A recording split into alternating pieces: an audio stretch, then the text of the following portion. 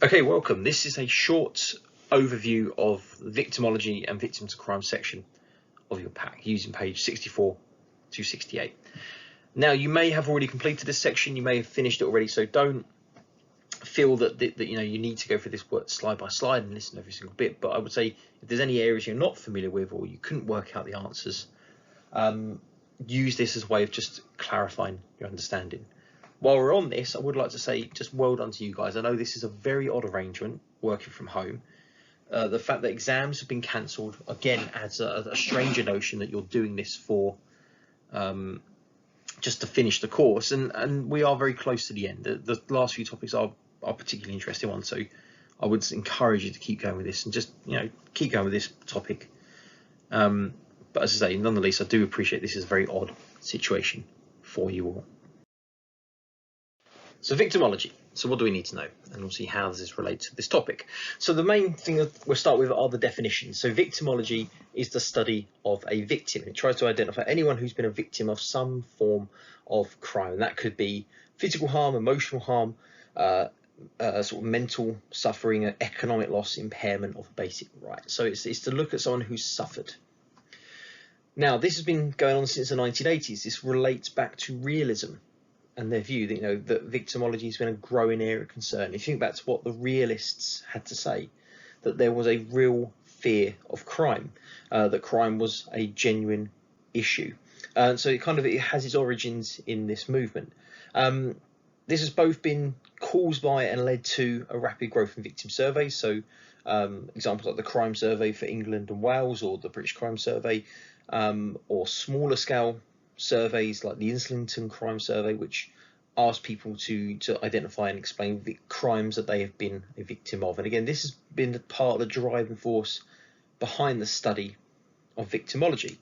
And as we say, the crime survey, it highlights what we call a dark figure of crime. Official police stats are one way of understanding crime, but they are a very limited scope provided. One of the things we talked about previously is that for every 100 criminal acts that take place, only 1% or 1 in that 100 will appear in crime stats. And because along the way they don't get reported or they're not investigated, they don't find someone to convict.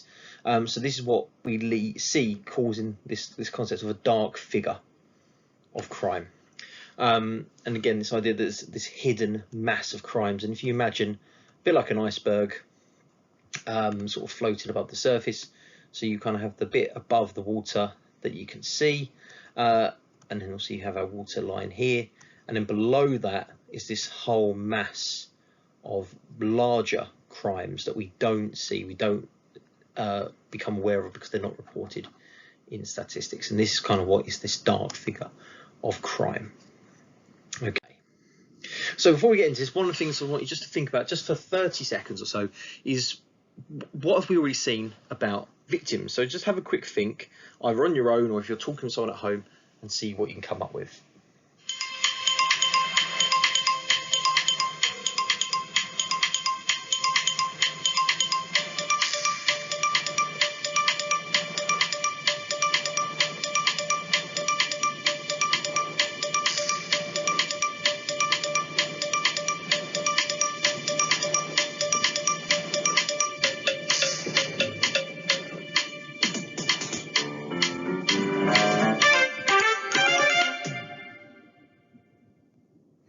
Okay, there we go. So 30 seconds, just have a quick think, as I said.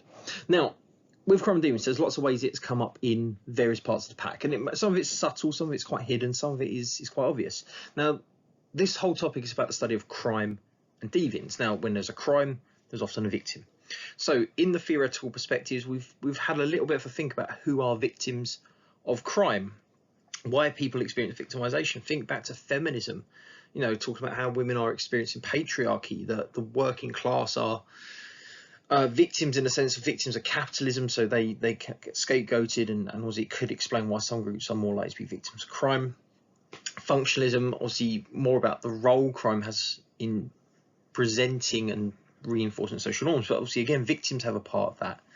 That when we see someone become a victim of a crime, it reinforces that certain behaviours are not okay and acceptable. Labelling theory, in some respects, we could look at the individuals who are labelled as victims of labelling processes. So again, there's ways of labelling has appeared in theory. I think even postmodernism, the whole social harm and how we define crime and a victim. Now, realism obviously is all about the victims. We know it talks about how certain groups are more likely to be victims of crime. It does tend to focus on criminals and why people commit crime, but there is also this underlying notion of certain groups being more prone to victimization. And patterns of offending, which is linked to victimization, is part of your work this week. So again, we think about who is committing crime and who they're committing crime against. We find that there are patterns that those who commit crime, like the working class, are more likely to be victims of crime. So there are these kind of notions of intra-crime taking place. And although we haven't got there yet, media will have a lot of discussion about victims and the misrepresentation of victims, and globalization also has a part to play. Again, talking about how this has created victims on a global scale, that you can be a victim of a criminal in another country through cyber crimes and the like. So again, it's this mass spread of victimization. So let's move on to the importance of victims within the criminal justice system, and also the evidence we have that shows that the criminal justice system has become more victim-centred. Now, the first of these is, as we see in the top left here, that victims are becoming seen as customers. So the criminal justice system sees the sort of victims of crime as customers. They are going in, they're getting a service, they're expecting justice of some kind through the criminal justice system.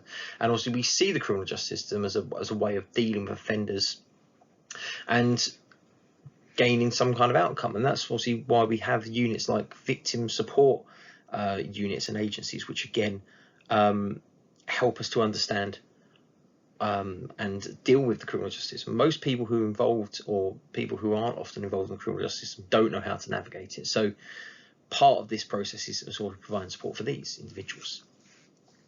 Second, on the top right, is there's a growing emphasis on restorative justice. So making people victims the opportunity to confront offenders and seek apologies or remorse. And again, also in that terms of restorative justice, we see this, thinking back to labelling theory and Braithwaite, the reintegrative shaming. A lot of the criminal justice systems punish someone and then allow them to return to society. Bottom left, we've got the 2013 Home Office announcement that victims of low-level antisocial crime should be able to effectively choose from a list the punishments or out-of-court punishments that can be given to the offender. And that could be fines, that could be community service, that could be sort of making them take part in voluntary schemes. So again, it could be figuring out what way you want to punish someone. And then last but not least, in 2002, a new policy was introduced where police must record crime and give priority to the evidence that victims put forward, so their accounts of crime deviance. So these have to become forward. So that's how the criminal justice system started to focus more on victims. Now, obviously, the criticism of this, as you can see, is that not all victims are treated equally. So what counts as a victim is socially constructed, coming back to labelling theories and interactionism, that for someone to be labelled as a victim, they often need to fit particular views and characteristics of a victim. And even the fact that in some cases, women particularly go through the criminal justice system, they can be equally judged as responsible for experiencing crimes, particularly in sexual abuse cases. We also have stuff like domestic violence, white collar fraud, corporate crimes. These are often not seen as criminal. And again, think about environmental crimes. The environment, is not always seen as a victim, So this can be sometimes problematic. We've also got the idea that some people are denied labels of victims. So they are blamed for victimization. So when older people or people fall for scams, people not protecting themselves. So, for example, victims of homophobia attacks are sometimes seen as being responsible because of the lifestyle they're choosing, or their dress, or their mannerisms, so that they have, in some cases, invited homophobia and abuse. So again, it doesn't always work for the interests of victims. Now, this relates to page 65. So on 65, there are the 5 ways in which victimization can have an impact on individuals and communities. And we'll just quickly fly through these, and obviously this gives you some of the materials to place into the table. So firstly, we've got the physical and emotional impact. So if someone is a victim of crime, whether it's an assault, whether it's a mugging, whether it's some kind of abuse, there is a physical and an emotional harm. So again, being a victim of a crime, you are physically injured, and therefore that's going to have an impact on your day-to-day living. There's also the emotional impact. So you can create feelings of helplessness, lead to social isolation, it can disrupt sleep, and it can obviously have a significant impact on individuals. Thinking about obviously how that relates to the next one about victimization and fear of crime, this graph just highlights that there is this division.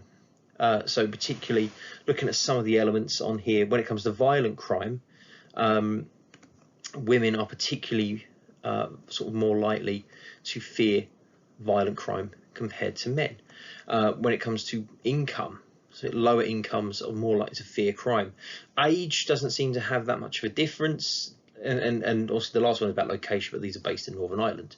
When it comes to burglary, again, women are more likely to fear burglary than men. Age doesn't seem to have a difference. Location doesn't really have that much of a difference, but income definitely does. So think back to realism.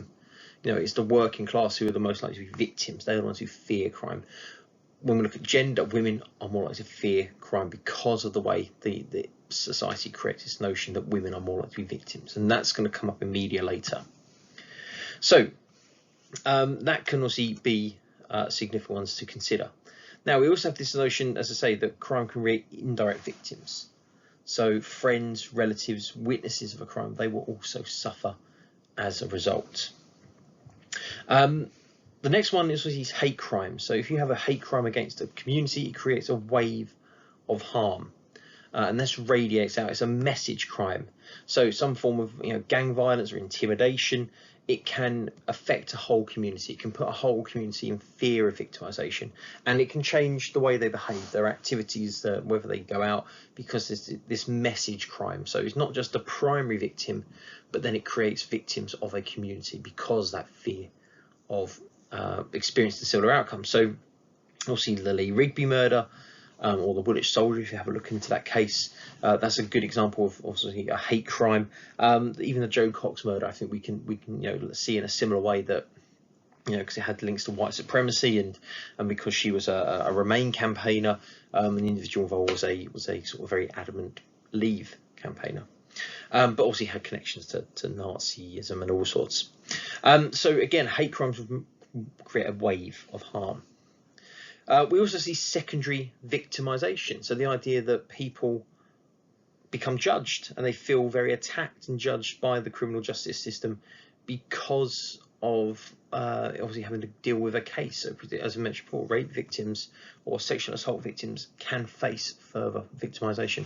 A really good one to look at is in the case of Brock Turner, when his victim had to go to court and testify, and again she had to answer a very lengthy list of probing questions, which talked about questioned her sexuality, her sexual preferences. It asked about whether she was faithful or whether she cheated on her boyfriend in the past. Did she wear clothes that were provocative to attract boys' attention? Kind of very, very judgmental questions. And ultimately, when it came to the end of the testimony, when she's defending herself, the fact that because she was date raped and drugged, they then dismissed a lot of her testimony because she wasn't deemed a credible witness, because she didn't remember it clearly on the case of being drugged by her attacker. So again, even the victim in this case she was judged more severely in some cases than the rapist Brock Turner in this case. And then last but not least, we see fear of victimization. So people become scared of being a victim of crime. Very similar way to the indirect victims and the waves of harm, but ultimately when a crime takes place, it can create a fear of victimization. So women are afraid going out at night because of the notion that, you know, this idea that women are victims of crime, or more likely to be a victim of crime, despite the fact it's actually generally young men who are more likely to be that victim, which relates to misrepresentations that we'll see later. Okay. Moving on to the bottom of 65, we just have the two kind of theoretical approaches for victimization and victimology. So we have the positivist victimology and the critical victimology. Now, the critical victimology, as you can see, it does relate to conflict theory. So this is our Marxism, feminism. It brings in a little bit of potentially a little bit left realism with Lee and Young, but ultimately it's this idea that, you know, there is an inequality. Positivist victimology isn't so clearly linked to positivism as an approach, probably closely linked to, I would say, new right realism and their views. So we'll quickly just recap those, and then there's a task on the following page for you to attempt. So this focusing on interpersonal crimes, positivism. So this is the work of Mears, not me, but another Mears or Myers, and it identifies three features, three key elements. Now, again, I know there's, as you can say, there's 5 bullet points in your pack, but some of these are kind of broken down. So the first thing, it focuses on interpersonal crimes of violence. So that's the main thing it focuses on, violent crime. So it isn't really considering other forms of crime. It aims to identify the factors that led to someone becoming a victim. So it talks about stuff like victim proneness and victim participation. So proneness is the characteristics. Is someone more likely to be vulnerable? Have they put themselves in a vulnerable position? It covers stuff like learning disabilities. Does that mean that they are in a position where they're more likely to be a victim? You also see precipitation, so behaviours that make victims to blame for their victimisation. So positivist victimology kind of tries to identify who is going to be a victim and what has led them to be that. So with that precipitation, it might be, going out late at night, being drunk, advertising or flashing like a phone or some kind of equipment. So again, it's things that could draw attention and make you more likely to be a victim of crime. And again, that's the positivism. So very much focusing on the individual and what they have done to either entice or prevent being a victim. Critical victimology, I say, it's more the left wing, it's the Marxist, the feminist, a little bit of left realism in here, and it looks at wider social issues, wider structural causes of patterns of victimization. So this might be looking at the criminal justice system. It could be looking at whether society is patriarchal, looking at poverty, looking at capitalism, all these things as a cause of victimization. And he's very critical. Again, these are two opposite opinions. So critical victimology, very good evaluation of the positivist. But the main reason they see victimology happening is social deprivation. It's the poorest, weakest, most deprived citizens who are most likely to be victims of crime, relating to realism as a theory. There's a lack of protection for groups, so particularly ethnic minorities, by the criminal justice system. The social inequalities of working class, gender, ethnicity. So again, it can cause certain groups to be disadvantaged as they enter the criminal justice system as a victim of crime. And lastly, they also talk about the power of the state. The power of the state to deny a victim or to deny a label is that, as we said before, the notion of being a victim is a social construct, and the criminal justice system, the state, can decide whether you are a victim or not and whether you meet the criteria. So in the sense of this unofficial label that, whether you're treated as a victim of a crime or whether you have been involved in the events that, so again, sometimes we talk about gender and women being treated differently within the criminal justice system. Assault victims may not be labelled as a victim, that they've led to it, or they've invited some form of crime, so they've not been innocent in the process. Now on page 66, we've got this key perspectives, these statements and who they relate to. So I'll just give you the answers to these next 2 pages. So with the positivist theories, we've got Hans von Henting.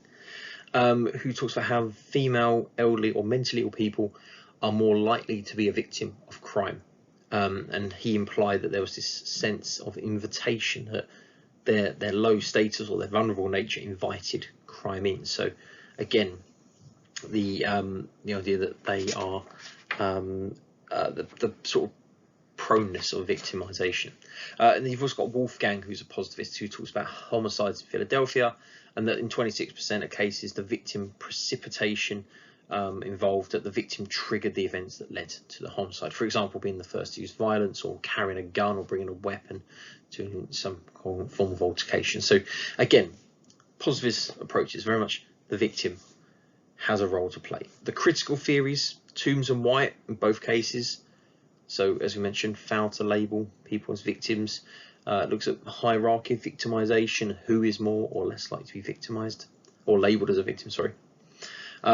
We know that safety crimes, where employers have led to or violated the law, which led to the death of the workers, often the worker is blamed. Health and safety laws, we know from Marxism, are a key example of this, that it is not there to protect the worker, it's there to protect the employer.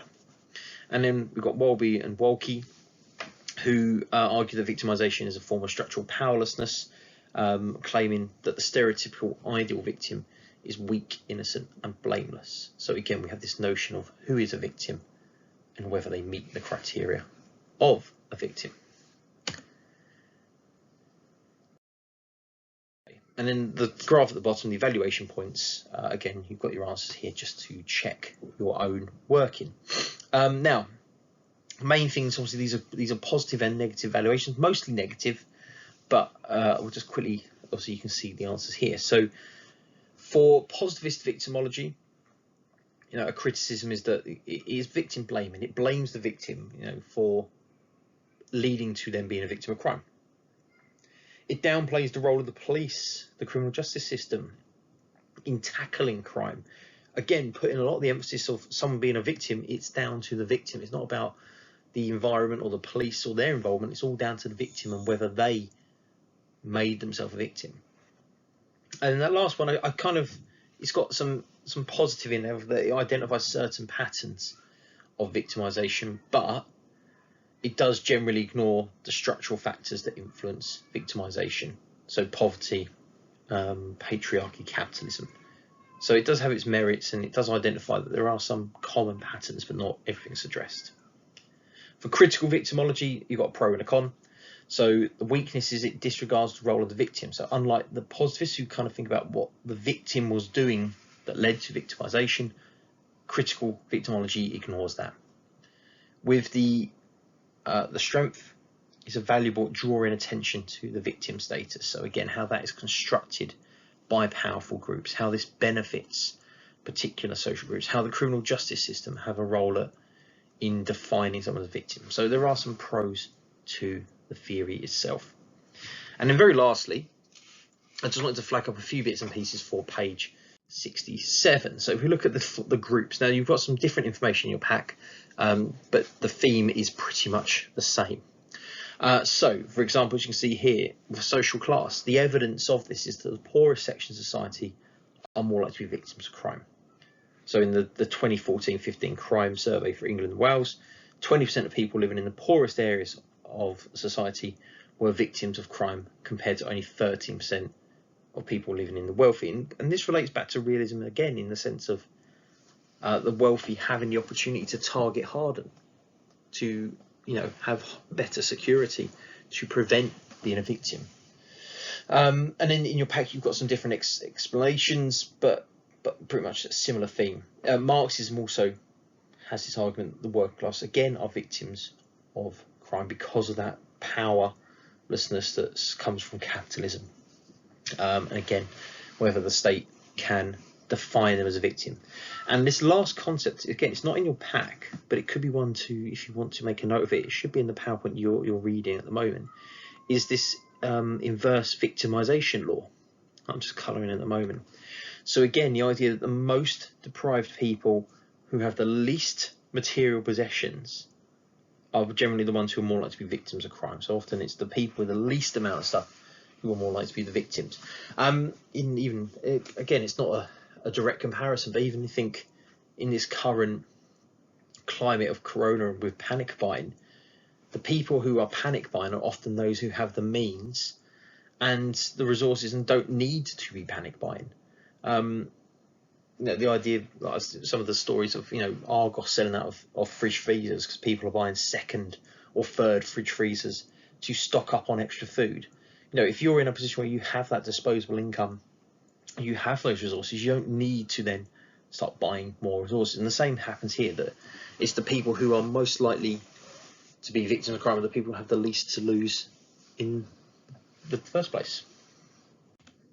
When it comes to ethnicity, our next one here, again, victimization is much higher for people who are from ethnic minorities, particularly compared to the white majority in the UK. So you can see most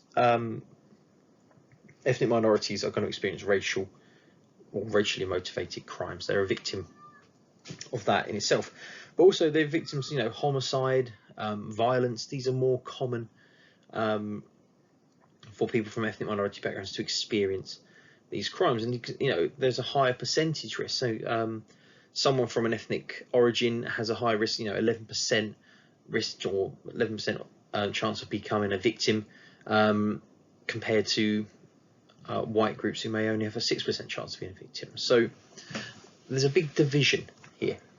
Now, minority groups are more worried about crime, because they're more likely to be victims of it. And racially motivated crimes often are more likely to be put upon ethnic minority groups. And obviously, when it comes to police, ethnic minorities are more likely to report feeling underprotected than other groups, but at the same time, over control. So it's greater degree of control, but feel less protected. For gender, the same divide seems to appear. So women are more likely than men to have higher levels of fear, but women are less likely to be a victim of particular crimes. Particularly young males who are 16 to 24 are twice as likely to be a victim of crime than a young woman, particularly violent crime. And again, this may come back to this idea, women fear victimization, so are less likely to be out and putting themselves in a position where they are likely to be a victim of crime. Young men are more likely to be on the streets, where they're more likely to experience violence. But there are certain types of crime that women are more likely to experience. So honour crimes, domestic violence, sexual assault, stalking, harassment. And of 150 people being killed by their former or current partner, obviously 80% of those are female. So women are more likely to experience particular types of crime, but the greater likelihood of being a victim of violent or random violent crime are generally men.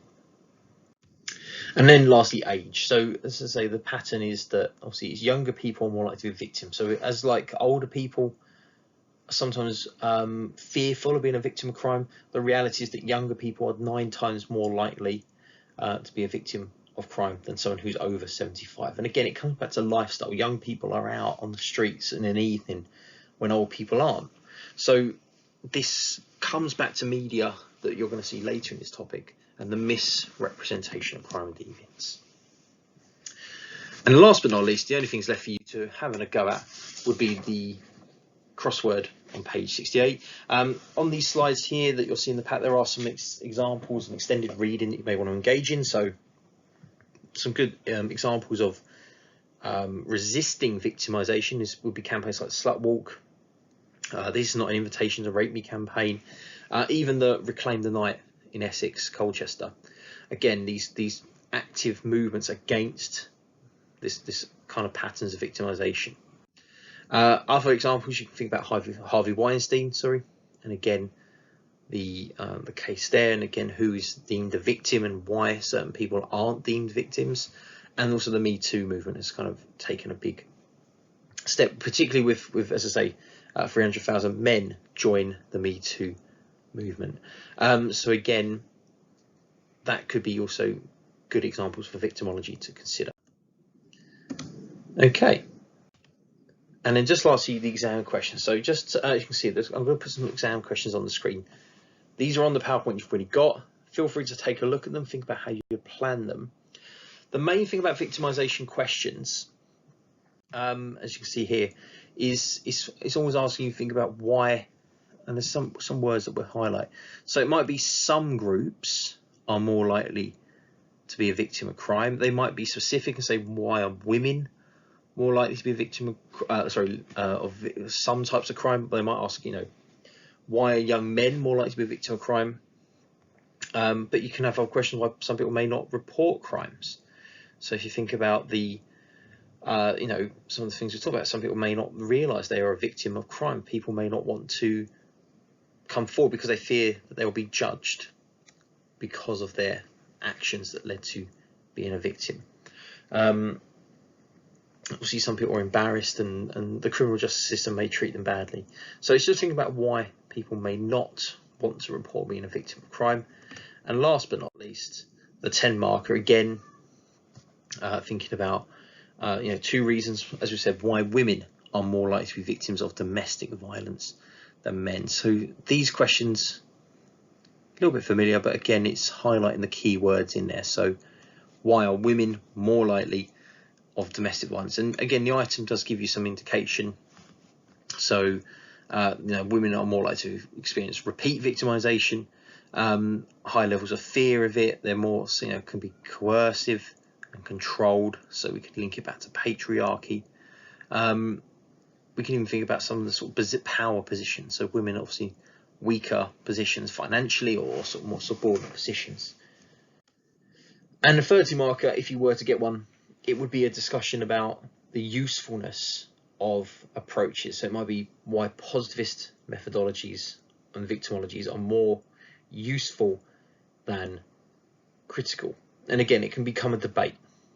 So you could talk about the role of what a victim is, you could talk about the role of the criminal justice system, and then discuss the 2 sides and how they explain crime and how the other might challenge their perspective. And you can even relate it to some of the things we touched on. Realism and other theories can be brought in within these discussions.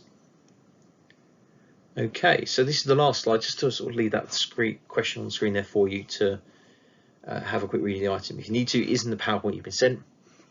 And again, just if you want to plan these, feel free to have a look and send them to me, and I can review them. Otherwise, I know this has been a longer video than normal, but I thought I'd go through the section just to help you understand it all. Okay, thanks for watching, and take care.